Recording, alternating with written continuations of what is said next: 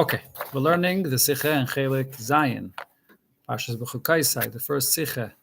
We are on Sif Zayin, page 194.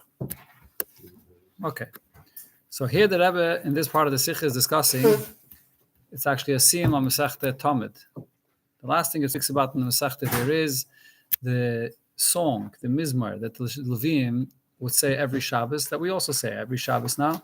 Mizmar Shiur L'Yom HaShabbos. What's the meaning of this mizmar? So the Gemara that brings us a machlokes between RAbbi Akiva and Rab Nechemya. RAbbi Akiva says, Mizmar Shiur L'Yom HaShabbos, what is this referring to? What's L'Yom HaShabbos? This refers to Lasad Lavai. When Mashiach comes, then will be L'Yom Shekuloi Shabbos.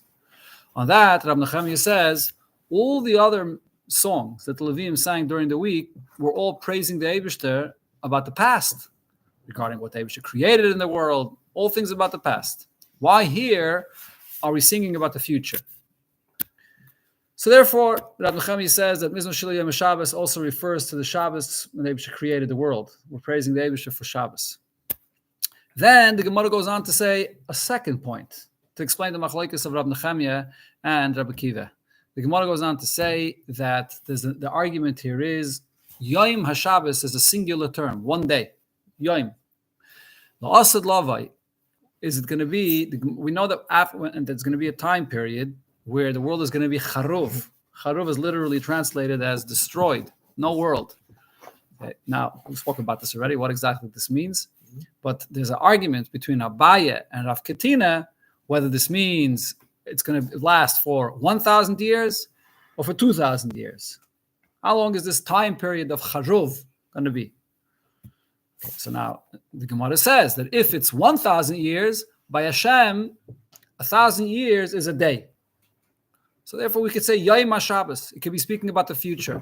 So therefore, Rabbi Akiva says it's 1,000 years, it's speaking about the future, not Yom HaShabbos. But if you say that it's 2,000 years, which is like 2 days for Hashem, so how could you say Yom HaShabbos? It's not Yom, it should be 2 days, it should be Yomim. That's why it must be that it goes in the past. That's the Gemara. So on this, the Rebbe asked the question. I'm sorry, I have to give this long introduction, otherwise we're not going to understand what we're learning today. Yeah. Here we come to the complicated part of the Sikha. There's mamash the Rebbe's ga'inus here. It's unbelievable. You'll see. So here the Rebbe asks the question: why is the Gemara giving two different explanations for the machlokes? It already said that the reason why Rabbi Nechemya disagreed with Rabbi Akiva is because why are we praising the Eibishter all week about the past and here about the future? And the Gemara gives another reason. Here the Gemara says, no, the reason is because it's a singular term, and Rabbi Nechemya holds that it's Trei Charuv. It's going to be 2,000 years, so it can't be referring to Lasad Lavai because it's only going to be 2,000 years, not 1,000 years. Why is the Gemara giving these two different reasons? Okay, so now what we learned last week is that Rabbi explained what's the significance of this machlokes, whether this time period is going to be 1,000 years or 2,000 years. It's connected to the theme of this entire Sikha, where we discussed V'ishbati chai ram and aretz. The pasuk says that when Mashiach comes, Hashem will eradicate the wild beasts from the land. So this machlokes, what that means? Does it mean that the Eibishter will completely get rid of all the wild animals? Or no, mashbison shelo yaziku, that the Eibishter will take away their nature, that they will not harm anybody. Now, if you're going to say that it's only that Hashem will take away that nature, that's one level, that's one concept. That takes place over the period of 1,000 years. But if you say that it means that they're not going to exist at all, Hashem will eradicate them altogether, then this takes place gradually over 2,000 years. In the first 1,000 years, there's a period where the animals will exist, but they won't be mazik. Then in the next 1,000 years, they will be eradicated altogether. That's the Nekudah that Rebbe explained. Okay, now the significance behind all of this, just to again, very, very bekitzer, we learned already about all this. The significance of all this, whether the animals are going to be or not be, these are all just details of something much larger, something much greater about the condition of Gilui Elokos when Mashiach comes. It all depends on what level of godliness is revealed in the world, to what extent the world becomes bottled, and to what extent the world is completely one with Hashem. That's really what we're talking about. It's expressed in these details that we're talking about over here. But that's really what's behind all of this. Okay, but now here, based on this, the Rebbe is going to explain the two reasons the Gemara gives in the argument of Rabbi Akiva and Rabbi Nechemia regarding the Mizmar we say every Shabbos. Is it going on the past or is it going on the future? Again, one reason the Gemara says is, why should we change? Why should we change from past to future? And the other reason is, if Yom is singular, how could you say that it refers to La'asid if then it's going to be 2,000 years? So you can't use a singular term. How are these 2 points connected? Okay, so let's see inside Siv Zayin what the Rebbe says. Based on what we learned, that in Euch Verstehen, we could also understand was the kasha, the question that Rabbi Nechemia asks Rabbi Akiva. Ma ro chachamim l'chalek ben aprokam alalu. Why are chachamim making a distinction between the songs that they sing every day of the week, which is on the past, praising Hashem for the past, and Shabbos, where we're singing Mizmor Shel Yom Shabbos for the future? Is dafke, why does he have this question? If you're going to say that this Trecharov, that the period, it will be 2,000 years, then this question comes up. But if you're going to say it's 1,000 years Charov, then this question does not come up. Why is that? How are these two things connected? Okay, so maybe before we learn it inside, I think it pays just to say the point outside so that we get the point and then we'll see it outside. The point that the Rebbe is going to say over here is, what did we say before? What's the difference between 1,000 years or 2,000 years? In the first 1,000 years, the animals will exist. They just won't have their nature of being mazik, to harm anybody. In the next 1,000 years, they're going to be eradicated completely. Okay, so now this teva, that the animals exist but they're not mazik, it's really not something new about the existence of the animals. Why not? When Hashem created the world, before Chet Eitzadas, when the animals were behaving like the whole world was in its perfect condition, the animals were not mazik. So that really is only bringing back their true condition of the way they were originally when they were created. But if you say that Hashem is going to get rid of all the animals, that's something brand new. That's going to be a chiddush, that Hashem will get rid of all these wild beasts. So therefore the point of here is as follows. If you say that it's Terei Charov, which means that not only will it be what will happen in the first 1,000 years, that Hashem will bring it back to its original nature, but Hashem will also eradicate the animals, that's something totally new. So then, when you talk about Mizmor Shel Yom Shabbos, about the future, this is actually something which is only future. It's something new that's going to happen when Mashiach comes, which was never before. But if you say that it's only going to be Chat Charov, and what that means is that there will never be a period where Hashem will get rid of all the animals, all the wild beasts in the world. It's only this, that Hashem will take away their nature to harm. So then that's not really something new. Even if we're praising Hashem about the future, that he's going to get rid of this nature in the animals, you're really praising Hashem about the past, because this is how he created the world, that you had these wild beasts that had a beautiful nature, that they were able to live together. So therefore, in that, if you say it's Chat Charov, then there's no question. So Rabbi Akiva holds, when we say Mizmor Shel Yom Shabbos, referring to the future, what's the future? The future is to bring the world back to the past, the way it was when Hashem created the world. That's how these two things go together. Now let's see it in the words of the Rebbe here. So Ka'amr Leil, as was explained before already, is Kaidem Chet Eitzadas, before the Chet of Eitzadas, haben die Chayis nicht mazik given. The wild beasts did not cause any harm. But from them is move on. If so, you understand, as Oich b'Shabbos Bereishis, that even after Chet Eitzadas, the first Shabbos in creation, even though this was already after the sin, wie bald aber as the Chet Adan noch nicht gehad kein Wirkung bepoil in Welt. During the first Shabbos, the result of Chet Eitzadas did not yet take effect. First Shabbos, the world remained holy and pure. When was Adam Rishon expelled from Gan Eden? Only Motzei Shabbos. That's when all of a sudden it became dark, and Adam Rishon was looking for light, and that's when he rubbed the stones together and he discovered light. That's why one of the things about the making the bracha on the fire on Motzei Shabbos. But Shabbos, he was still in the condition as he was before Chet Eitzadas. And the same thing is also regarding the animals that existed then. They were not yet affected by the Chet of Eitzadas. And as it says in the Medrash,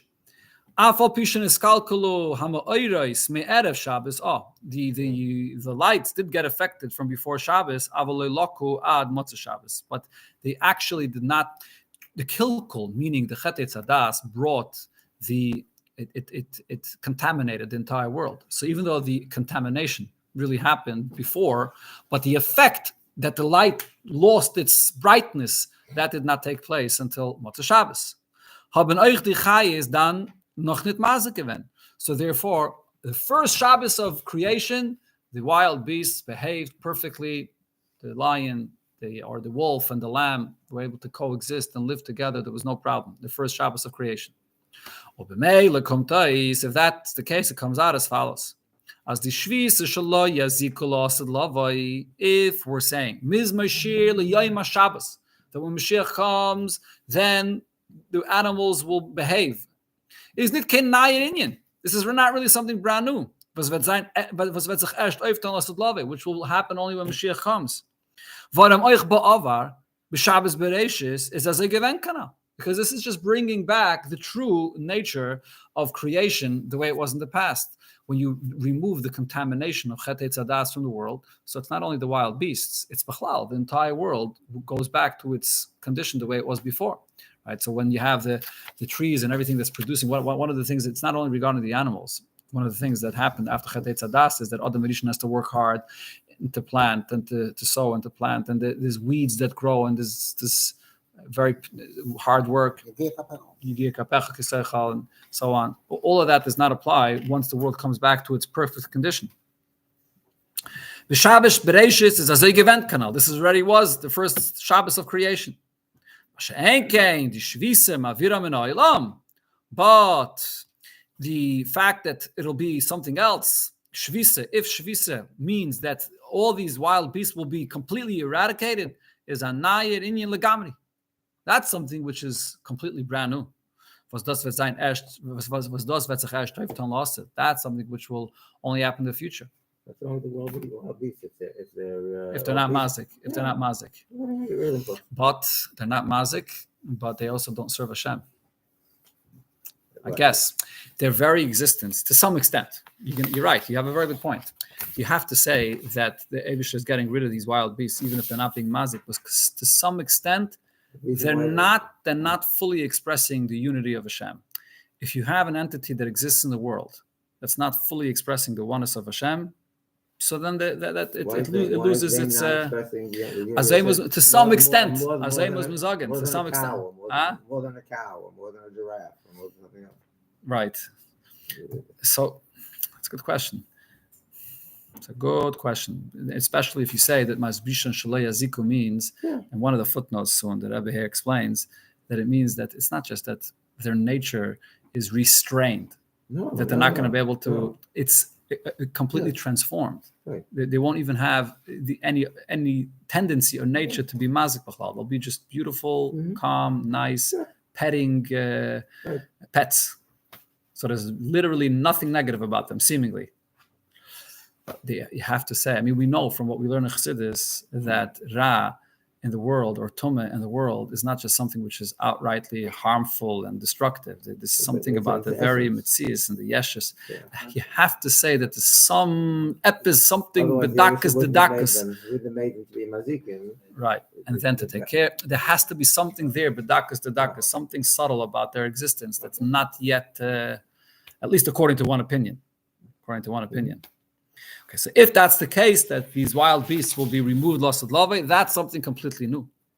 So what he says, move on, based on this we understand, was the Gemara sagt, why the Gemara, when it explains the argument between Rabbi Akiva and Rabbi Nechemya regarding saying, Mizmashil Yom HaShabbos, whether this goes in the future, they're kamiflagi with the Rav Katina. They're arguing in what Rav Katina said, whether it's going to be 1,000 years or 2,000 years. The Das Rav Katina, according to Rav Katina's opinion, as I said, Blazayin Chad Chadov, that it'll only be a period of 1,000 years. What does that mean? Hastis doch as Liyom HaShabbos main. That what is Liyom HaShabbos, which is a singular term referring to 1,000 years? Mashbis and Shalei Aziko. All it means is justice level, that they're not going to be mazik. If so, Kemen deribben et fragen. If that's the case, there is no question. Ma roch hachamim lachalik. Why are we making a differentiation? Was the shir from Sheishis Yomim is al Shem Sha'ava, that the song of the Levium for 6 days is going in the past, from Shabbos al Shem La'aba, and why Shabbos is for the future. Val der Inyan Mashbison Shalay Aziku Vetzayin La'asid was Vetzayin La'asid is given Ba'avar b'Shabbos Bereishis, because this is something which was already in the past. So we're actually talking about the future, bringing back what was already before in the past. So therefore, there's no question. Just like every day of the week, we're singing about the past. So this is also about the past, because this is the way the world L'Chatchila was created. And this is the way it was even the first Shabbos. So the animals were ruined. They were The first Shabbos, the animals were all. So now, but the first there's no question. represents that level away from them. So that's in a sense we're going back. We're going back to the way it was. So it must be that being them removed from the world is a higher level than Gan Eden. Higher level, correct. Even higher than Gan Eden. Yeah. But Abai that says that's Terei Charov, that there'll be 2 periods, 2,000 years. What does this mean? So that means that he must be following Rabbi Yehuda's opinion, which says Maviran Minaylam, that that'll be in the second 1,000 years. These animals will be totally eradicated. So now becomes a question: Ma ro chachamim lachalik. Why here are we singing about something that will happen in the future different than all of the other 6 days? Why? Hayais, as the inyan from Mavira Minaylam is the Gamri Anayin inyan. This level is totally new. It never was in the past. It's only something in the future. And there's no connection to the past. We're gonna learn now how to 29. I'm gonna go back to 29. That's we're gonna see 29. Try to learn now how to 29. Okay, so the point is clear there. Yeah. So the Rebbe put these 2 points together about the question of whether we're speaking about the future or the past depends on whether it's 1,000 years or 2,000 years, because it represents the 2 stages, 2 levels of what will happen to the world when Mashiach comes. And the Goyim? Huh? And the Goyim? So the Goyim, we learned about that already, no? No, we learned about that. There, the conclusion of the Rebbe was that the Goyim are going to stay. They're going to stay. They're going to stay. They're going to stay. They're going to appreciate. They're going to be elevated. Yeah. So you can do it to a Goy. You can't do it to a lion. Yeah. What is it? Lishpot out of seven. All the Mashiach, Hartzi, and Lishpat Tisaresa, they'll be judged for all the persecution of Klal Yisrael and everything else. Yeah, absolutely. Yeah, that's in that Sikha, by the way. The Rebbe points out that this whole thing that's said about the Goyim remaining less lava, it's not referring to all those that deserve to be punished. They're not going to benefit, and that we're talking about that's they're leaving before the absolute. Correct. Okay, now let's see if we have some time still to learn out of 29. Okay, so here basically the Rebbe inside the Sikha is pointing out that according to one opinion, which is Rab Shimon, that says that lost Lavi, the wild beasts, will just go back to their original nature, that they were created not to harm anybody, is not anything new. It's just going back to their original status. But here, though, in Order 29, the Rebbe will point out that that's true to some extent, but you must say that the loss of love, there'll be something greater about this. It's not mamish, literally just going back to the way it was before. Why would Hashem create a world of Gan Eden and then bring the Yerida of Chet Eitzadas and go through thousands of years and a Galus just to go back to the same place where we began? Of course, that can't be. It has to be a Yerid Tzarech Aliyah, even regarding this detail as well. So what's the Yerid Tzarech Aliyah here?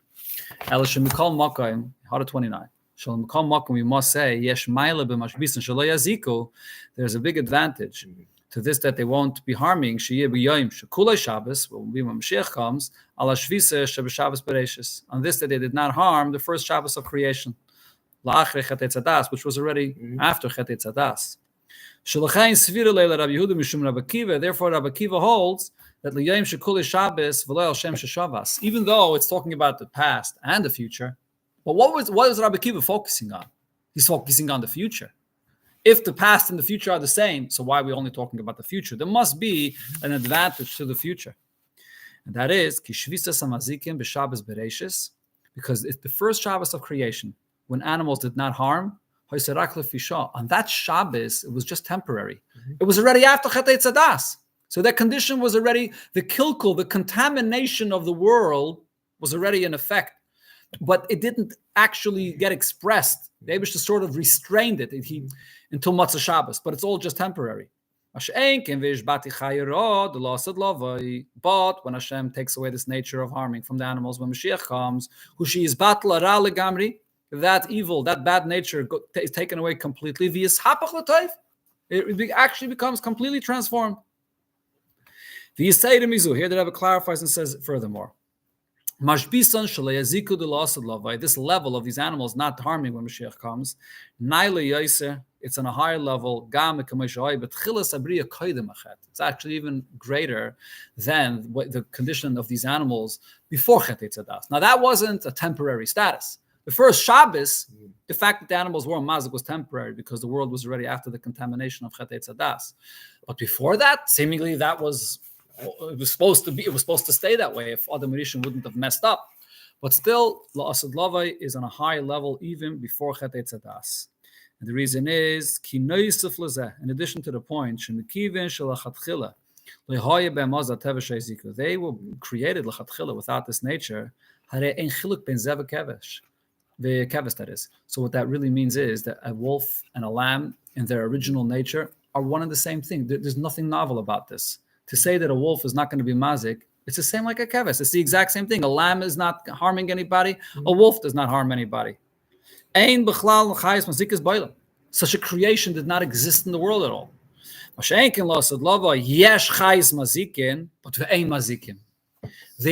You have that category. There's animals, and then there's the wild beasts that are considered to be dangerous wild animals. But still, they're not mazik. So there's a novelty here. There's a chiddush here. That's one point. But besides this, in beginning of creation, there was an existence of klippah in the world. Right now, there's a discussion exactly how klippah existed in the world. It was different than after Chet Eitzadas, but there was an existence of klippah in the world, and the proof of this is that's why it was possible for Adam Rishon to sin. If there was no existence of klippah in the world, if it was just pure Gan Eden, how did he sin in the first place? There was an existence of klippah, but I think in general the explanation that it says is it was like external. Today, klippah is something that is internal. It's something that's more built into the metzias of creation of the person. The person has a small yara that's inside the person. Then there was a metzias of klippah in the world as a separate entity of the person. But there was a metzias of klippah in the world. It wasn't just in the Nachash. Yeah, the Nachash represented that klippah, correct. But it was a davar mibachutz. It wasn't in the person himself. It wasn't internal, correct. Okay, so there was a concept of klippah in the world. So if so, we must say,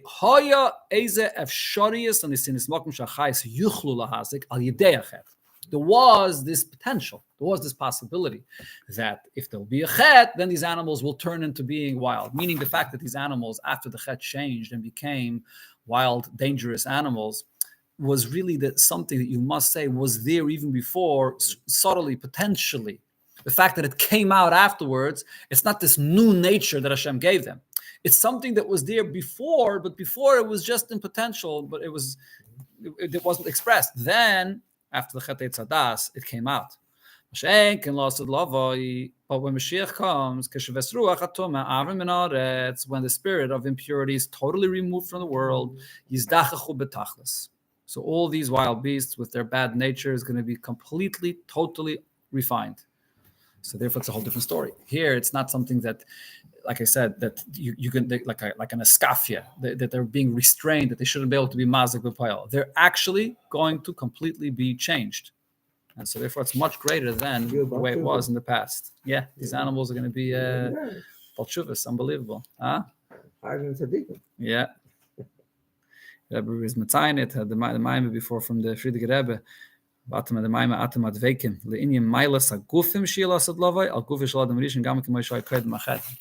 of Adam Rishon before Chet Eitzadas was extremely holy. It was so bright, so pure that the light of the sun was dim in comparison to the brightness of his body. That just is one way to understand what kind of a guf he had. Now it says that La'asad Lavai, the guf of Yid will also be similar to the guf of Adam Rishon, so much so that it says that the neshama is going to derive its sustenance from the body. Right, so what kind of body? What kind of body is the neshama going to derive its sustenance from? This kind of body that we're looking at now? No, a body in its true, pure form, the way it was by Adam Rishon. But not only that, our body is actually going to be elevated to a level that's actually much greater and much higher than Adam Rishon. So just is not going to need food. La'asad Lavai depends what time period. There's different tkufas, but yeah, in a certain tkufa, the body will not need any food at all. Huh? Right. There'll be a time period where the body will be self-sustained, will exist without any food. Yeah. The only reason we need food today, why do we need food today? Because the body, the level of the highest that the body has is not perfect, is not connected to the real shadish. In order to get to connect to the real shadish, you need to take from the nitzaitzis, which are in food, that has a deeper source from toyu, and therefore re-energizes the body when it gets a deeper connection. What happens when the body itself, the source of what the body is, the bechira of Hashem and the body of the Yid gets revealed, and then it has the deepest connection to Hashem himself? So it doesn't need to have food from anywhere else. It has it's alive, and it's going to be like a bright body. The body of Yid is going to be bright and spiritual and holy and pure. And even the neshama is going to get its highest from the body. So similar regarding the animal, not on the same level, but similar regarding the animals. When Mashiach comes, the animals themselves will be completely purified and elevated. The same talking about meat and blood, and everything is going to same be sort of basar, dam, basar. So what? So Chaparain. if you're eliminating animals eventually, so what happens to the whole historicalist of where you have you start up with domain, then from domain you go to the plant life, and then you go to animal life, then you go to human. Yeah. Chayas is being taken out of the whole scheme of things. We won't have that Seder Shtalshus anymore. So you're going to be a direct connection with God. You won't have to go through a... Correct. The guf is going to be in a whole different level. Yeah. Okay.